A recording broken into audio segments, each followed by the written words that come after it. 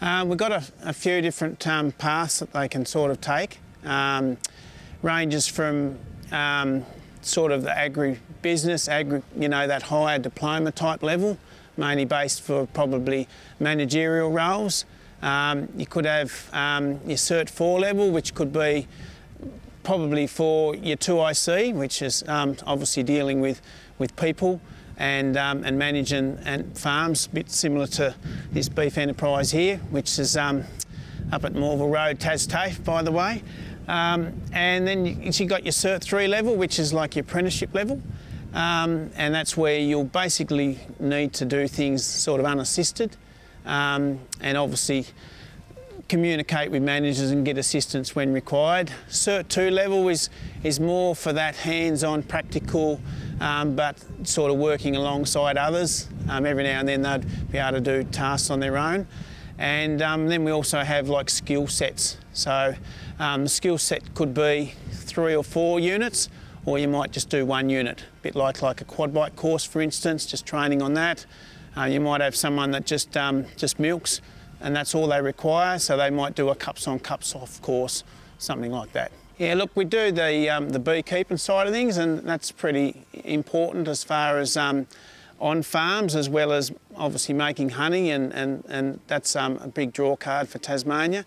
And then like paddock to plate, the beef side of things, it's sort of endless with agriculture, where it can lead to. It's always that important bit, like who's the farmer? How long have they been farming for? Is it a 3rd, 4th, 5th generation? They've got the experience, they've got the knowledge. People want to know where that lamb chop come from, or where that Angus, beef, has it just been on grass, being grass fed? The nil antibiotics, we obviously talk about that, the never ever sort of programs and whatever. So we're wanting good food, and a good reputation. And I think that sort of comes with all training that we do. Obviously, a lot of young ones will probably start at that Cert 2 level. Some start at Cert 3 if they might have been brought up on a farm before and have got a bit of practical experience. You quite often get students that just want to go that bit further, and then they might explore the actual the Cert 4 sort of area. And a bit like myself, it led to teaching. So, I just had a trade when I started. I then went in and did some advanced sort of levels, and then next thing, I managed to get a job teaching. So, yeah. So I think other than to get into teaching, it can lead into sort of running your own business and your own enterprise. It can be basically heading in different paths from there, as far as you might have an orchard, you might have different types of livestock, and then you could have a hive, beehives in the back as well. So it's sort of, I think you can sort of make tourism fit to that. People want to go and see not just one thing, they want to see a few things on the one place. Yeah, I can see that if you can get those skills early, like I was a hobby farmer for 30 years, and then I've been doing this job for 4.5 with the ag team, and basically I've learnt more in the last 4 years than what I have in the first 25. So I think if you do the training early, then it's obviously going to fast track you in the long run. Yep. So the enrolment process, there's a TAFE website that's quite easy to navigate through. Majority of students or people that come to us that need training, need a combination. So you need the theory, then you need to back it up with the practical. So to me, look, 70% of learning is done through doing. So the more hands-on you can do, the better. At the moment, we're implementing a bit of a flipped setup where there's a bit of online learning, and then that can lead into discussions with other people in the group, and then they come up and do their 2 or 3 days practical up at the TAFE farm.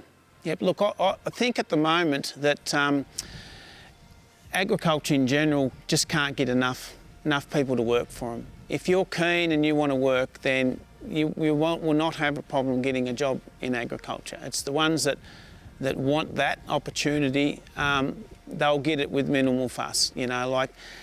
Do you need to do a course before? Like, I think some basic ones to start with are definite. You know, like if you've got a quad bike course, for instance, probably a ChemCert course, even a chainsaw course, then they at least know that you've got some good practical ability.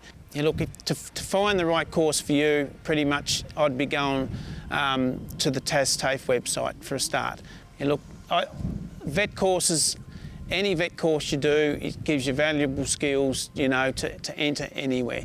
You might start off thinking you're going to be just milking cows for the rest of your life, but having those extra skills attached to that, you could actually be running your own business after 10 years.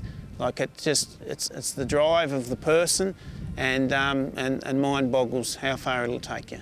So I actually started out as a Boilermaker welder when I was 16, a few years ago now, and then did that for about 10 years.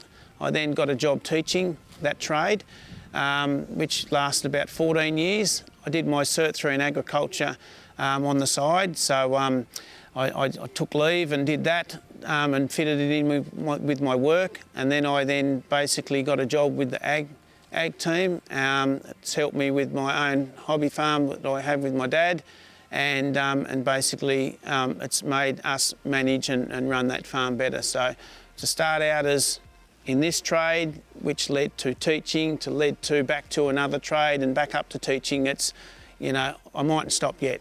I might go again. Get the trifecta.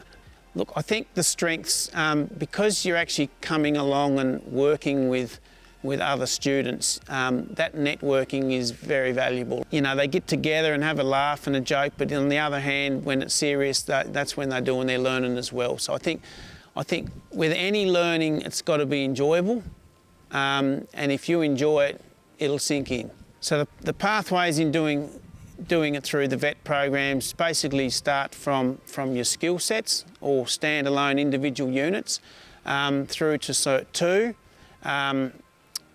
Cert 3, and then into Cert 4. So obviously the further you advance, the more challenging those levels get, as well as the more unsupervised you need to be.